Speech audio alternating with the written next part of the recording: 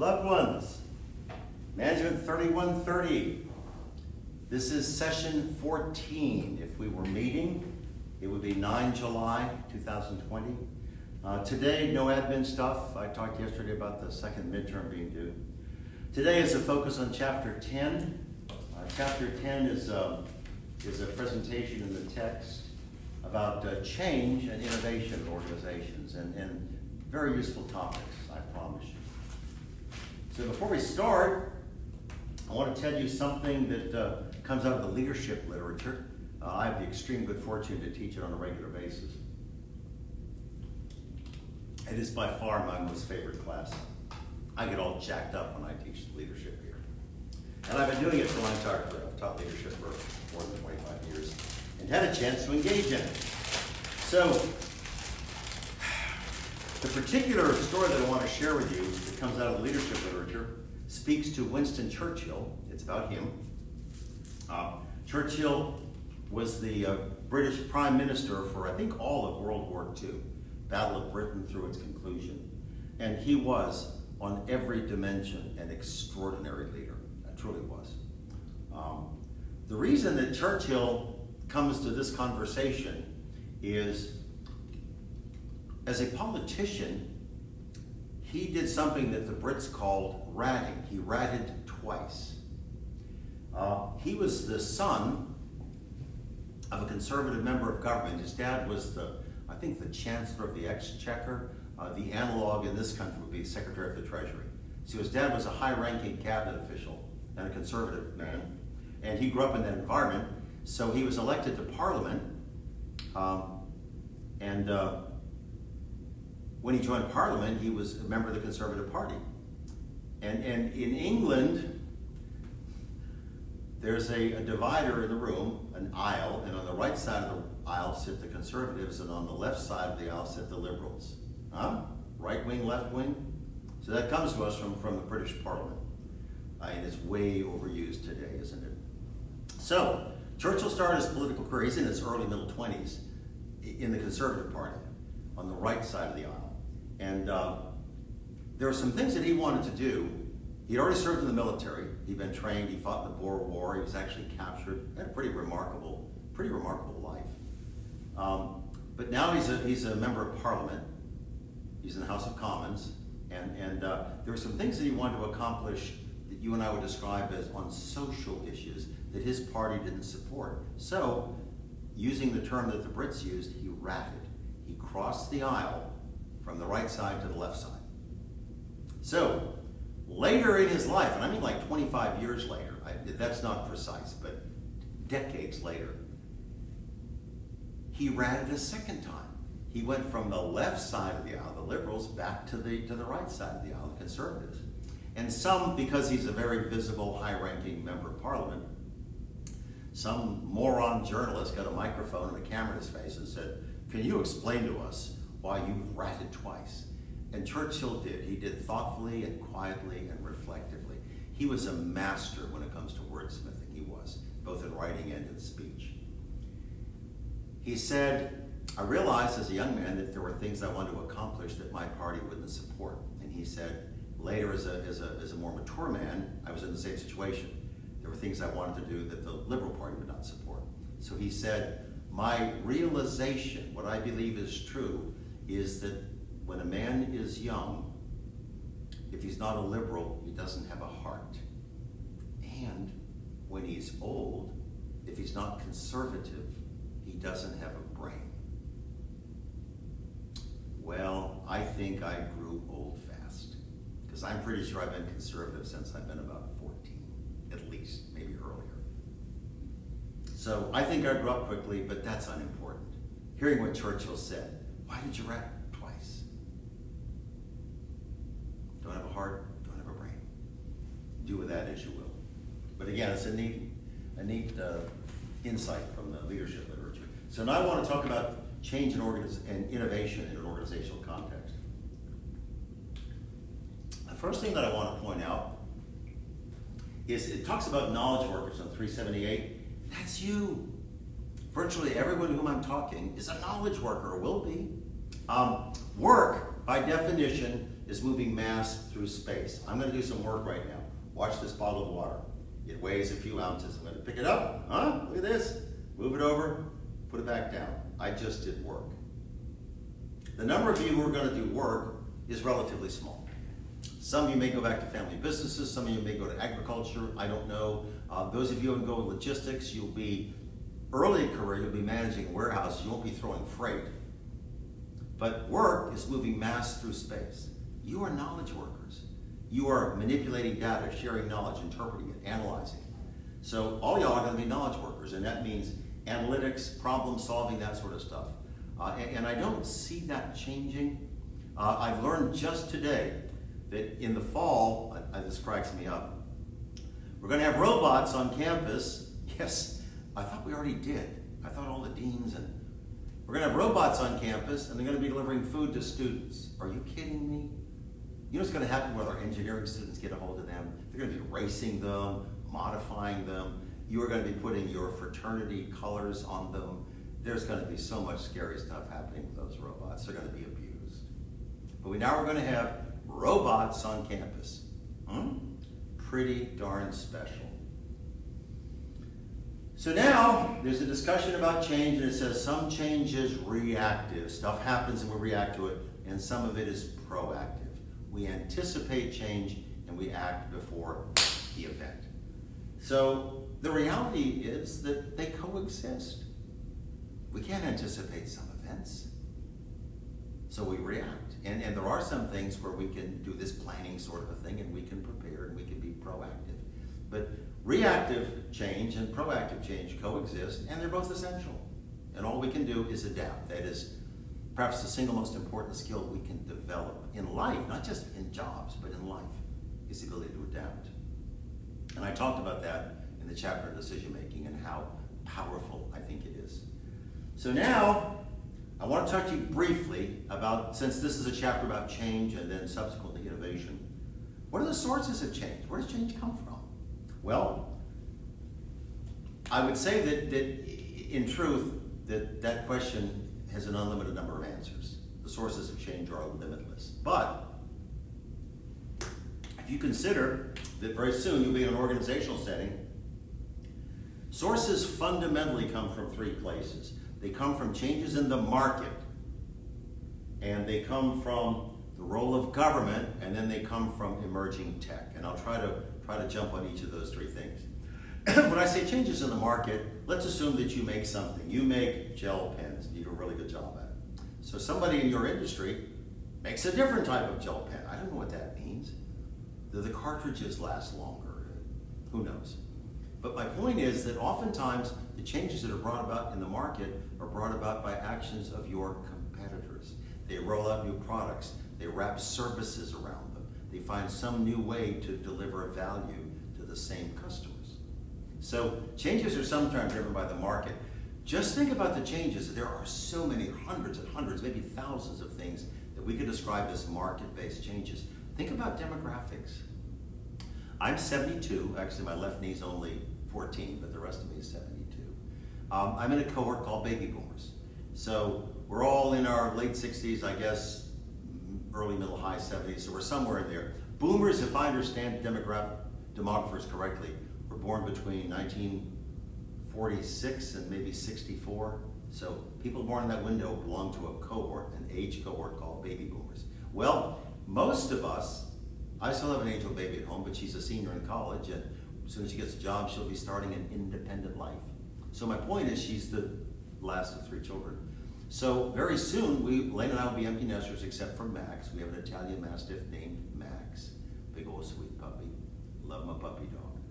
And so most boomers are empty nesters. So and I'm still in a situation, because I'm blessed with good health, Elaine and I are still in a situation where we are at peak earning in our careers. So if we have no kids at home, we're not paying for orthodontia, tuition, new cars, bail money for my son. Zach, I love you, boy. If we no longer have kids at home and have those responsibilities, could we downsize? Heck yeah! We could buy a condo. Similarly, could we keep our home, which is almost paid for, and buy a resort property? Could we buy something on the beach? Could we buy a cabin in the Rockies so that I could elk hunt, or whatever the case may be? Could we travel? Could I get into collectibles? Yes? You see my point? And simply because of stage of life, many of us deal with chronic illnesses. I can't tell you how many people I know that I've lost friends to cancers and heart disorders and things like that. But even without them, millions of people suffer from diabetes. A lot of people suffer from autoimmune disorders, pulmonary disorders like COPD. So my point is that if you're in your late 60s and 70s, there's a high likelihood your healthcare needs are significantly more intense than if you're 22. So you see my point? Very soon we'll be empty nesters. We're still in peak earning years, so we have a lot of discretionary income. We can invest or travel or buy me more guns, which is a very good strategy. Yes, buy more guns. Always a winning strategy. But we have choices.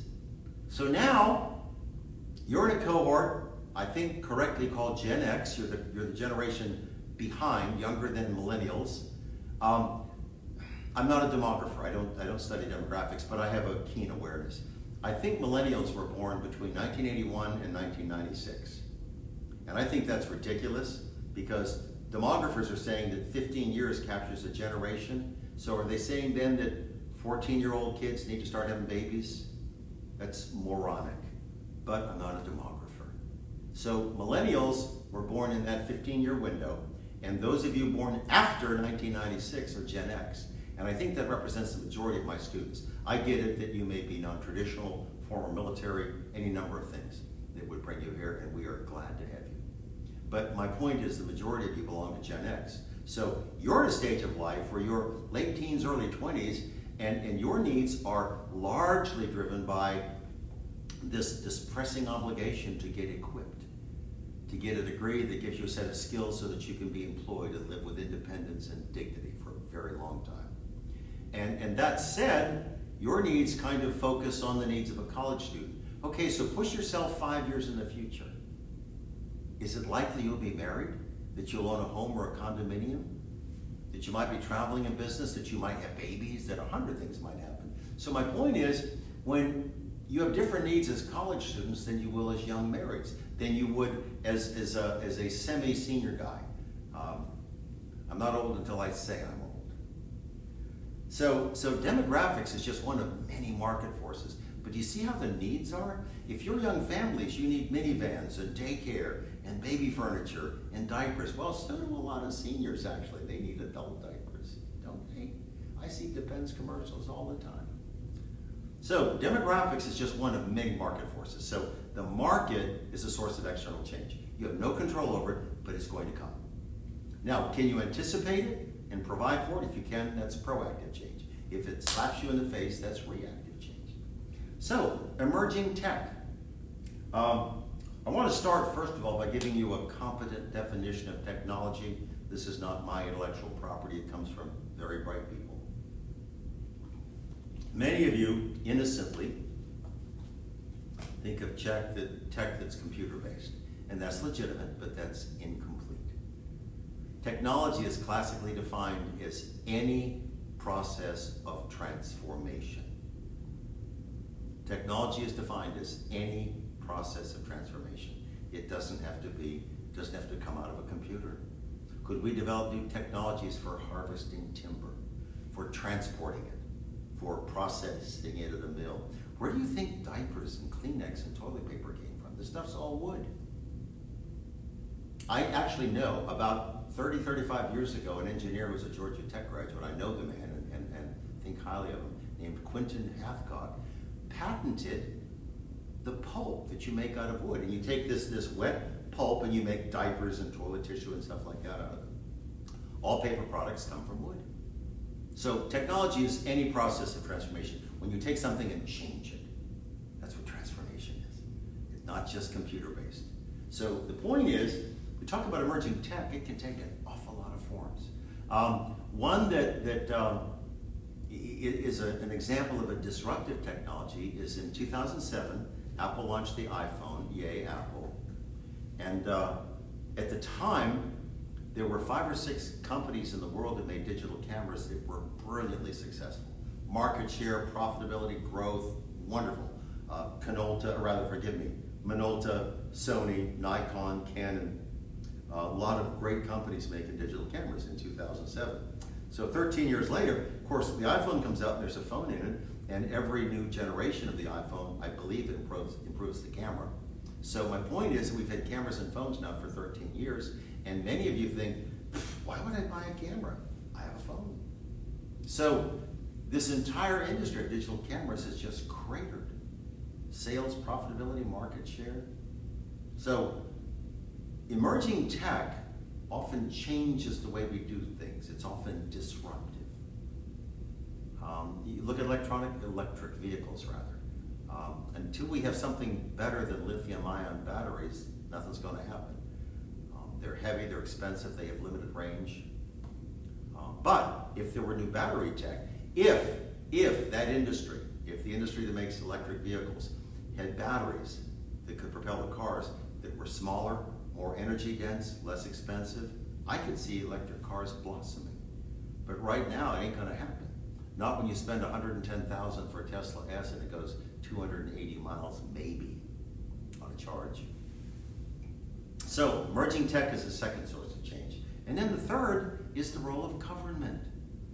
I'll be quick about this. I'll use a single example, and that will be electronic cigarettes. About 3 or 4 years ago, electronic cigarettes were Juul, J-U-U-L. That industry and those companies were regarded as saviors because they said, this is wonderful. Adults can cease smoking. Okay, so what has happened, we've achieved that result. A lot of adult smokers have stopped smoking, quit, not just diminished their uses, but they've quit because they went to vaping. But at the same time, adults who were smokers went to vaping. A lot of teenagers said, oh, this is harmless. So they started vaping, and guess what, loved ones? They're not vaping water, they're vaping THC, or the chemical combinations for marijuana.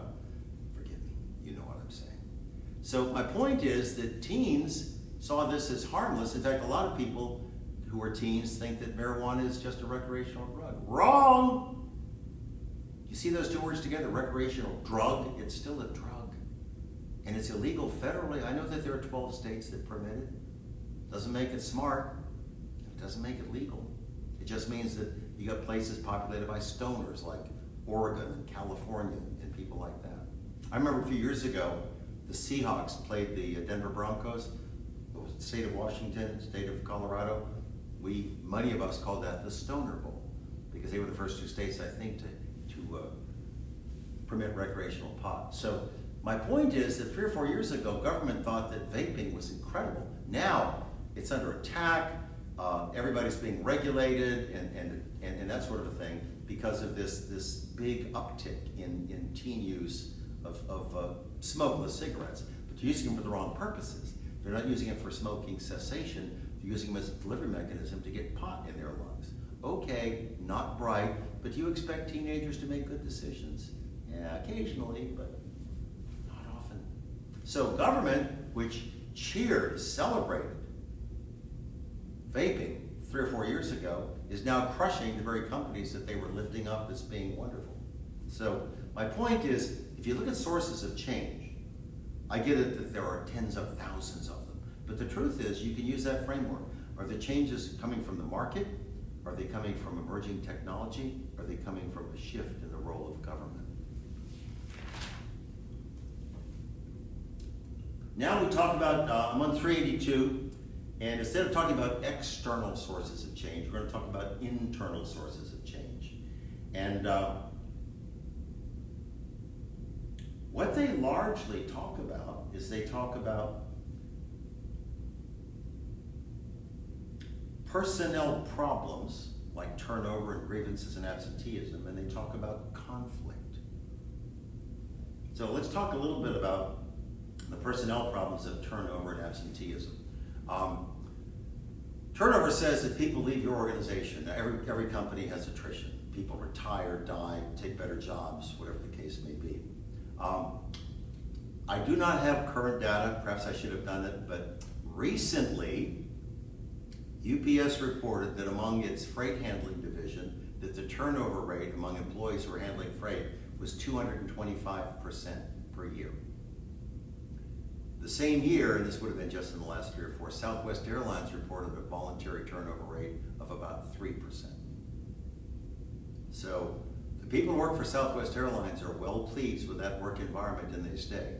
The people who go to work for UPS throwing boxes or handling freight are not happy with that environment and they leave it at a very, very high rate. 225% turnover per year versus 3%. Absenteeism.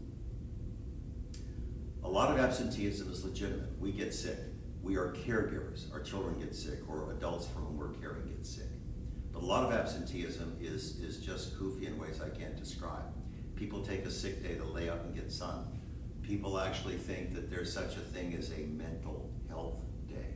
If you think that, please do not join the workforce. First of all, you don't have any credential to diagnose your own mental health. You don't.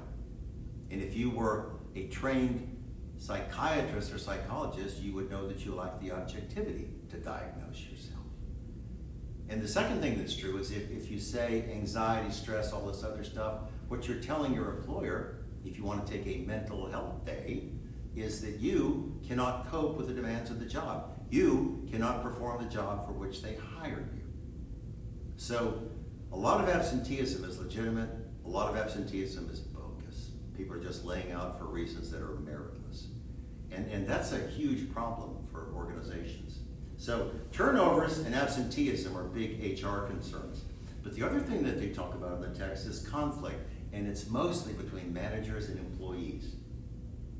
I read an article recently in the Wall Street Journal which was stunning to me, but it shouldn't have surprised me. Some group of HR scholars did a huge study, got survey data from 150,000 people, and they found that 70% of the respondents said they worked for bad bosses. 70, almost 3/4 of us. And then I thought, gosh, that describes big parts of my life. So there's a tension between management and employees. And I want you to look at that's common in unionized companies, and it doesn't surprise me, but it's common in tech companies. Look at the sit-ins and walkouts and protests at places like Google and Facebook, where Facebook will take on an initiative like, say, artificial intelligence or facial recognition, and 200 or 300 employees say, oh, we can't do that, let's close down the shop, fire the CEO.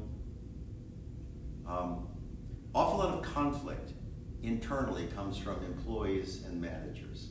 And I don't have any clever thoughts on how to reconcile those conflicts. We're simply talking about internal sources of change. If the conflict exists, we need to find a way to resolve it. If we have problems with turnover and absenteeism, we need to find a way to resolve it. So these aren't solutions, but rather examples of internal sources of change. And now, I'm on 392, and now we make a not so subtle shift to a discussion about innovation, which is the back half of this chapter. So I want to define invention and innovation. I desperately wish that you were here with me, because I would ask you these questions, but I can't, darn it. We're not in Google Hangouts. So if you are an inventor, you've created something altogether new. It didn't exist yesterday. It could be a new product, a new process, but if you are an inventor, you create something altogether new. If you are an innovator, you take things that already exist and you combine them in ways that the market perceives as valuable. I think that Apple's iPhone is a wonderful example of innovation. Because again, if we were together, I would ask you these questions and you would answer them competently. Did Apple invent wireless telephony? Did Apple invent touch screens? Did Apple invent digital music? Did Apple invent mobile internet-enabled devices like GPS? No! Apple didn't invent any of that stuff. Apple just took those features and they combined them into a single device. So the iPhone is actually a wonderful example of innovation, which definitionally says that we take things that already exist and we combine them in new ways that the market perceives as adding value. So big difference between innovation and invention. And then there are some delightful things that the authors talk about in here in this discussion of innovation and invention. One of them is the fear of failure. I have some fun thoughts to share with you about that. When I taught at Louisville, we had an international MBA program, and we partnered with a whole bunch of people. We had programs in Athens, Singapore, somewhere in the United Arab Republic, Germany, a university I can't pronounce, and others. But Panama, I went to Panama once. And yes, iguana tastes good. Yes, they do. My German students, I would spend several weeks intensely, 5 days a week, with German students in these international MBA programs, and I'd have about 45 kids, and most MBA students are high speed. Most of them are keenly interested, they're focused, they want to perform, they want to learn. Most people in MBA programs are sort of high speed, low drag. There are exceptions. So I've got 45 bright shining stars from a whole bunch of different German industries, and they told me, this was no speculation, this isn't something that I read, they said to me that as a culture, Germans fear failure. And for that reason, there's very little invention or innovation there, because nobody wants to take a chance and fail. They want someone to give them marching orders, they want to purposely, precisely execute whatever that guidance has been given. And I thought that was neat, and I said, if this is true societally, if this describes the German people, what would the explanations be? And they looked at each other and they said, World Wars I and II. Twice, Germany went to war against the world, and twice, it surrendered unconditionally. Twice, American troops drove the Germans out of Paris. Twice, if you look around, you know, the Third Reich, the Aryan race, whatever they called themselves, thought that they were superior and they would dominate the world. But if you look around, none of us are sprechen Deutsch or eating Bosch or whatever that stuff is. I can't eat German food. So, Germans as a society apparently have a fear of failure, because they've been crushed militarily a couple of times and it's really impacted the nation state. Americans, on the other hand, if you look at the amount of innovation, the amount of invention that goes on in this country, it's stunning. We are the world leaders, loved ones, and that is not me waving the flag, although I'll be happy to do that. Southwest Airlines has articulated for 45, 50 years that its employees have the freedom to fail, period. That's painted on the walls of their corporate headquarters in Dallas. If you're an employee of Southwest Airlines, you have the freedom to fail if you do the wrong thing for the right reasons. What Southwest recognizes is that we are all imperfect. We may look at a set of facts and circumstances and come to a conclusion that it's not a good match for that situation. So if you're trying to do something to benefit the company, a vendor, travelers, whatever, if you're doing the wrong thing for the right reasons, Southwest loves you and you're never going to be terminated. If you do the wrong thing for the wrong reasons, like you're trying to lie, cheat, steal, then that's a different thing. But you see my point? Southwest gives its employees the freedom to fail. Would you like to work in a place like that? I would. I had a student, I guess it's 10 or 12 years ago or so, that she was an IT student, which was minoring in business, and we interacted in her senior year, just a wonderful kid. She took a position with a company in the Research Triangle in North Carolina. Really, really great firm. She's still with them. She's thriving and growing, and it's just a great success story. And I had a chance, I was up there once, because my daughter-in-law went to school at Chapel Hill, and the kids like to go over there and mess around, whatever they do in the Research Triangle. Because the cities in there are nice, Raleigh, Winston-Salem, whatever the cities are in the Research Triangle. So I visited my former student, Jamie, and I was there on a Friday afternoon, and the management, invited me to join them for their Friday afternoon failure party. Once a month, I think it might have been the fourth Friday, everybody in the firm shows up, company cafeteria, and they have an ice cream social. They serve all sorts of high quality ice cream, not that $5 crap you buy, that'll serve 150 people. But I mean, good quality ice cream, fourth Friday of the month, 4:30, it's an all hands meeting. And what you have to do is team by team, you stand up and you describe your failures. And people don't cheer, and people don't guffaw or humiliate or point fingers. They listen. Because if you did something and it didn't work, now I know that, don't I? But what did you learn from that failure? Well, here's what we did. It was a miserable bust, and here's what we think we took away from that. Are you kidding me? Talk about organizational learning. Talk about a climate of trust. Talk about empowerment. This company has an ice cream social on one Friday a month where everybody has to stand up on a team-based thing and say, here's what we did really poorly, and here's what we get out of it. So it's just remarkable to be in that kind of an environment. And the truth is, if you're in a place where you're punished for failure, I want to ask you a question that won't be on the final. What is the definition of perfection? Please reflect on that.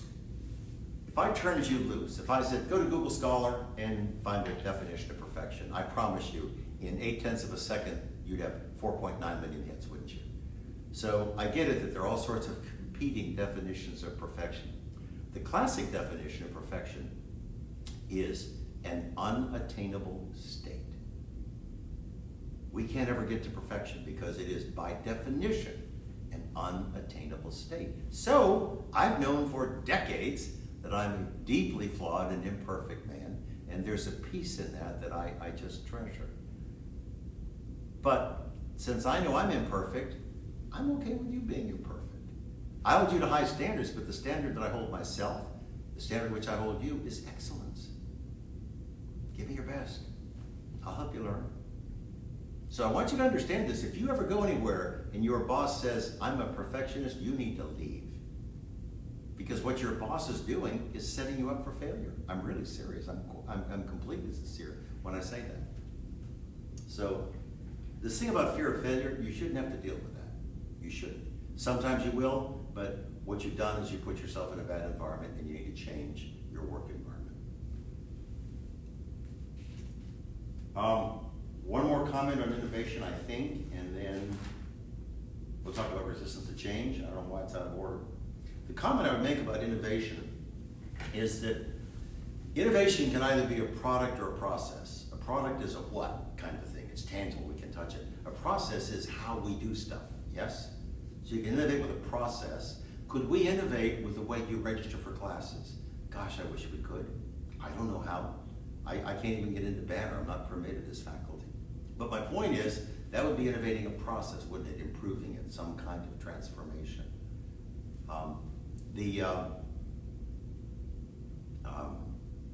The notion of a product is pretty straightforward. Now, that's something you can touch. It's tangible. So either a tangible product or an intangible process, the way we do something. And all innovation can be radical, it can be really extreme, it can change things dramatically, or it can be incremental. If I were to go back to my thoughts about improving the way that you register for classes, no matter what we do, it would be some form of an incremental change, wouldn't it? We make something a little bit better. You wouldn't be locked out of classes because of caps, or we could stagger the times, or you'd get priority, or whatever the case may be. But my point is, if we made a change in the way students register for classes, it would be an incremental change. Some things you could successfully argue are radical innovations.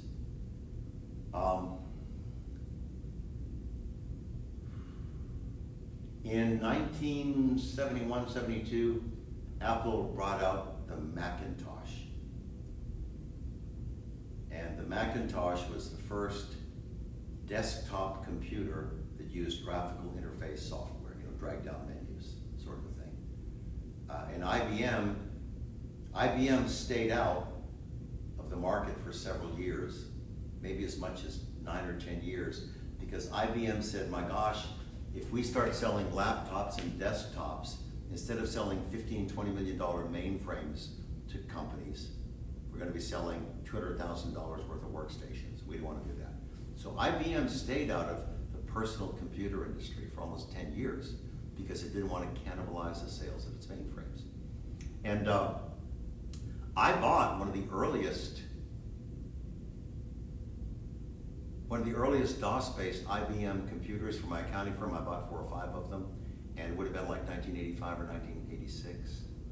There were other, all I'm saying is that Apple sort of led the way. Now, I would say to you, if you have any form of desktop computing, whether it's a console that's meant to be stationary or whether it's a laptop, that was a radical innovation. So, is a tablet a radical innovation? It is not. A tablet has some of the features of a laptop and some of the features of a phone. It's just smaller and it's portable. That is not radical, is it? In, I don't remember the year, but I think it might have been 1947, LaSalle, then a division of Cadillac, brought the first car to market, I believe, that had an automatic transmission. Everything else had 3 pedals. You had to engage a clutch and shift and let the clutch back out. In automatic, you put it in gear and you have 2 pedals, an accelerator and a brake. So I would argue that the automatic transmission was a radical innovation.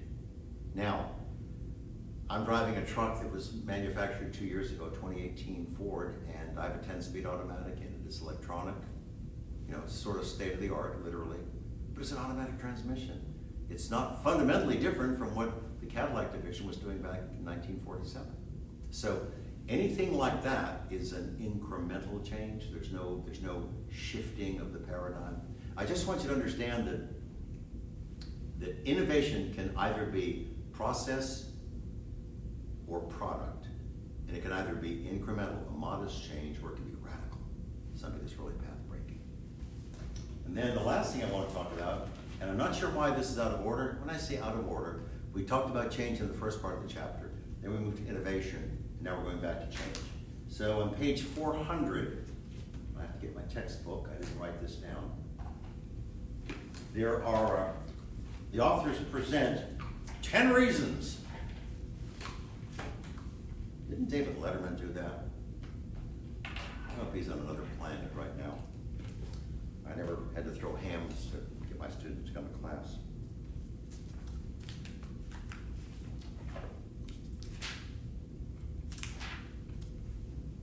"402. Ah, yes, the book of James." No, I'm just kidding. 10 reasons employees resist change. I'm on page 400 of the textbook. I'm not going to hit all of them, but I think some of them are useful. Surprise and fear of the unknown. Many of us are comfortable doing what we already do. It's just a replication. And if we're going to be asked to do something different, we don't know how we will perform, what the outcomes will be. So there is a legitimate fear, if you will, of the unknown. Climate of mistrust. Oh dear. I've seen that in so many organizational settings. You're going to ask me to do something, make some radical change, and I don't trust you. There's no way I'm going to support that initiative. Big stuff. Loss of status. Here's a what if. What if you have a coworker go to your big boss, 2 or 3 levels up, with a really cool idea, and the big boss likes it, and you all do some development, and you bring this new product to market. What that means is that resources inside the organization are going to be redeployed. Production capability, distribution, people, engineering. So oftentimes people lose status because they might have been the lead dog on a team before, and now they are no longer. So a lot of people are clinging to things because I understand that. Personality conflicts. Oh dear. Again, an enormous problem in many, many organizations. Non-reinforcing reward systems, that's sort of a classic. I can't tell you how many people in industry, because I've practiced as a CPA for a number of years, how many people in industry would go to their people and say, okay, we've got to make everything quality, and we're going to expect that, and we're not going to compensate you for that. Gosh, that happens here, but I don't say that bitterly. I joked with my boss, with my department chair, sometime in April, that in the spring semester, I taught 4 courses and I had 8 preps, didn't I? Because I prepared to do face-to-face, and then I had 1 week in March to literally convert everything that was delivered in a seminar format to a digital format. So my workload was doubled, and there wasn't any compensation for that. Nothing reinforced that. And now the university, this actually cracks me up because this happens so often. The university has already announced no raises for the upcoming year, and for me, because it's based on different positions at the university, I'm going to have 12 furlough days. I'm not going to get paid for 12 days. That may not sound like a big deal, but the last time they did that, that was the equivalent of 3 mortgage payments. So it's actually more painful than it sounds. So here's my point. The university says everything we do has to focus on the student's progression. We got to keep these kids moving forward to graduation. In my department, we are down 6 faculty. That means we can't cover about 40 courses a year. And what that means, and you know this because you fight this battle every time you register, my classes go to cap in 60 seconds. Not because I'm special, but because you need them, and there aren't many offered. So the kids who are upper division will have the courses selected, they're sitting there, and the moment that it's 0600, they hit send, and boom. A lot of the courses go to cap in 60 seconds. So the point is, instead, since we can't teach about 42 courses because we're down 6 faculty, instead of offering everything in our major, fall and spring, oftentimes it's fall or spring. So if you miss the window in the fall, you've got to cycle a year before it comes back up. So you can't progress. And people are either delayed or they change majors or programs or whatever. So when the university says it's key that we focus on student progression, but then they deny the faculty the resource to deliver the courses, they're saying one thing and doing another. And that's unfortunate, but that is our reality. So we talk about non-rewarding. When you increase workloads and you don't compensate people, you don't tie compensation to quality metrics or outputs or anything like that, you put in place a system that does not reward people for their efforts.